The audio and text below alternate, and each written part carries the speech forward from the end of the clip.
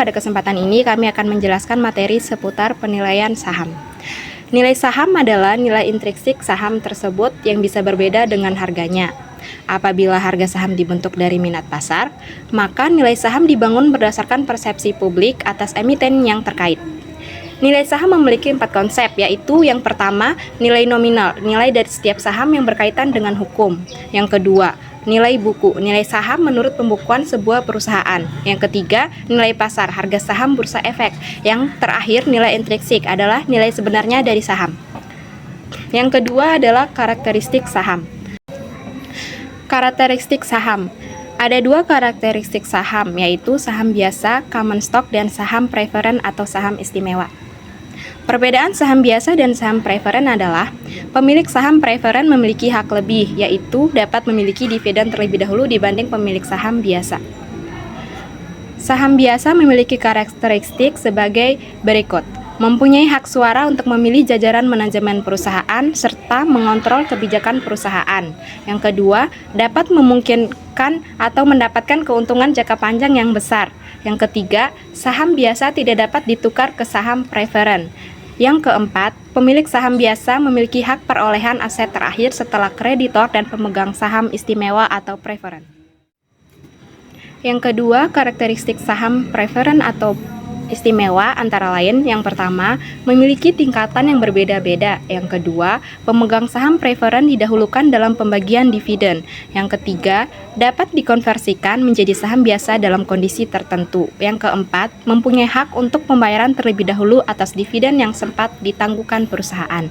Yang kelima, harus dibeli dengan jumlah yang besar. Dan yang terakhir, biasanya saham preferen atau istimewa dibeli oleh perusahaan atau institusi. Nah, teman-teman, untuk materi selanjutnya akan dijelaskan oleh teman saya yang bernama Kurnia Fazrianti.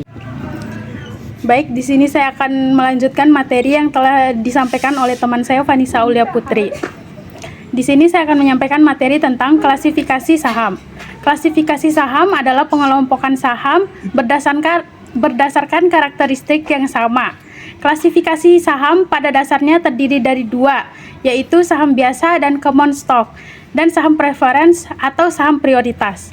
Klasifikasi saham dibagi menjadi 2. Yang pertama menurut anggaran dasar PT dan yang kedua menurut sektor pada Bursa Efek Indonesia. Yang pertama menurut anggaran dasar PT. Berdasarkan Undang-Undang Nomor 40 Tahun 2007 tentang perseroan terbatas, anggaran dasar dapat menetapkan satu klasifikasi saham atau lebih saham pada sebuah PT. Adapun klasifikasi saham menurut undang-undang yang ada adalah: yang pertama, saham dengan hak suara khusus, bersyarat, terbatas, atau tanpa hak suara. Yang kedua, saham yang setelah jangka waktu tertentu dapat ditarik kembali atau dapat ditukar dengan klasifikasi saham lainnya. Yang ketiga, saham yang memberikan hak kepada pemegangnya untuk menerima pembagian dividen secara kumulatif atau non-kumulatif. Yang keempat, saham yang memberikan hak kepada pemegangnya untuk menerima lebih dahulu dari pemegang saham klasifikasi lain atau pembagian dividen dan sisa kekayaan perseroan dalam likuiditas. Selanjutnya, menurut sektor pada Bursa Efek Indonesia, yang pertama ada pertanian, yang kedua pertambangan, yang ketiga industri dan kimia, yang keempat industri mesin, yang kelima industri barang konsumsi, yang kelima properti, real estate, dan konstruksi bangunan, yang keenam infrastruktur, utilitas, dan transportasi, yang ketujuh keuangan, yang kedelapan perdagangan, layanan, dan investasi. Materi selanjutnya akan disampaikan oleh teman saya, M. Zulfikar Ariski.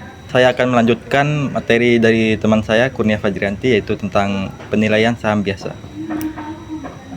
Menilai saham adalah proses yang secara umum dapat dipandang sebagai kombinasi seni dan sains.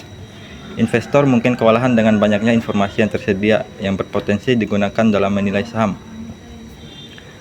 Laporan ekonomi, laporan saham, dan lain-lain. Oleh karena itu, seorang investor harus mampu menyaring informasi yang relevan dari gangguan yang tidak perlu. Selain itu, seorang investor harus mengetahui teknik penilaian saham dan skenario penempatan metode tersebut. Ada 2 model yang bisa kita terapkan dalam melakukan penilaian saham, yaitu Yang pertama, model diskon dividen. Model diskon dividen adalah salah satu teknik penilaian saham absolut yang paling dasar. DDM atau model diskon dividen ini didasarkan pada asumsi bahwa dividen perusahaan mewakili arus kas perusahaan kepada pemegang sahamnya. Intinya, model tersebut menyatakan bahwa nilai intrinsik harga saham perusahaan sama dengan nilai sekarang dari dividen perusahaan di masa depan. Perhatikan bahwa model diskon dividen hanya berlaku jika perusahaan membagikan dividen secara teratur dan distribusinya dapat diprediksi. Yang kedua adalah model arus kas yang didiskon atau DFC. Yang kedua adalah model arus kas yang didiskon atau DCF. Model arus kas yang didiskonkan ini adalah metode penilaian saham absolut yang populer lainnya. Dalam pendekatan DCF ini, nilai intrinsik suatu saham dihitung dengan mendiskonkan arus kas bebas perusahaan ke nilai sekarang. Keuntungan utama model DCF adalah tidak memerlukan asumsi apapun mengenai pembagian dividen. Oleh karena itu, cocok untuk perusahaan yang pembagian dividennya tidak diketahui atau tidak dapat diprediksi. Namun model DCF ini lebih canggih dari segi teknis. Untuk skema penilaian sahamnya bisa teman-teman lihat di sebelah saya.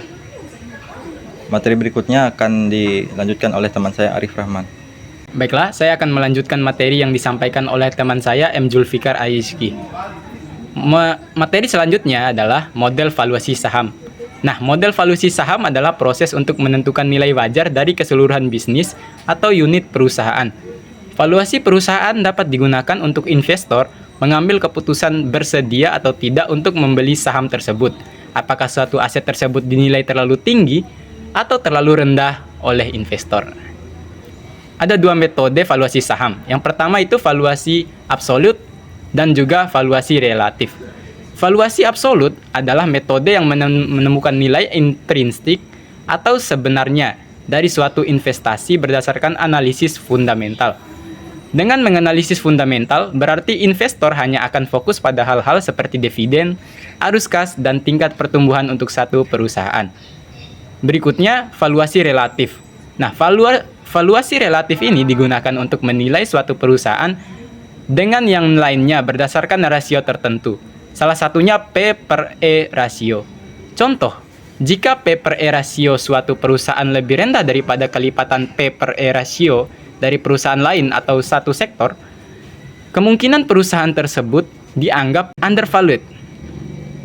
Biasanya model valuasi relatif jauh lebih mudah dan lebih cepat untuk dihitung daripada model penilaian absolut.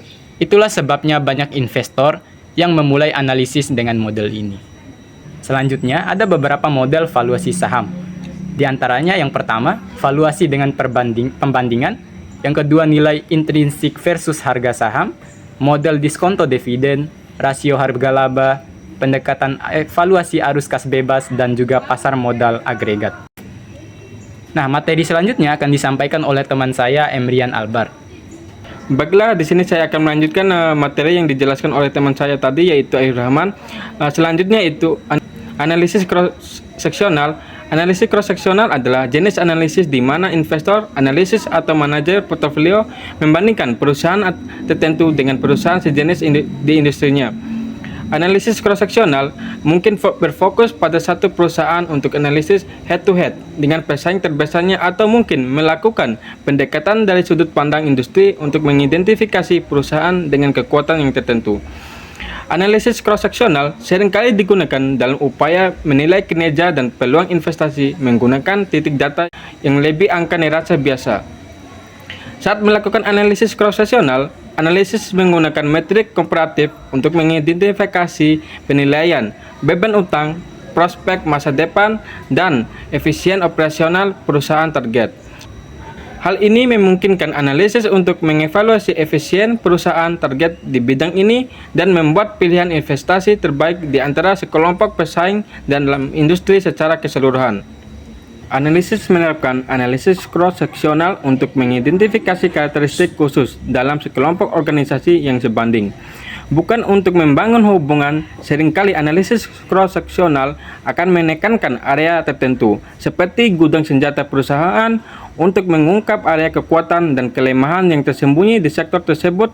Jenis analisis ini didasarkan pada pengumpulan informasi dan berupa memahami apa dan bukan. Mengapa analisis cross-seksional memungkinkan seseorang meneliti untuk membentuk asumsi dan kemudian menguji hipotesis dengan menggunakan metode penelitian. Sekian pemaparan materi dari kelompok kami terkait penilaian saham. Lebih dan kurangnya kami mohon maaf. Wassalamualaikum warahmatullahi wabarakatuh. Terima kasih.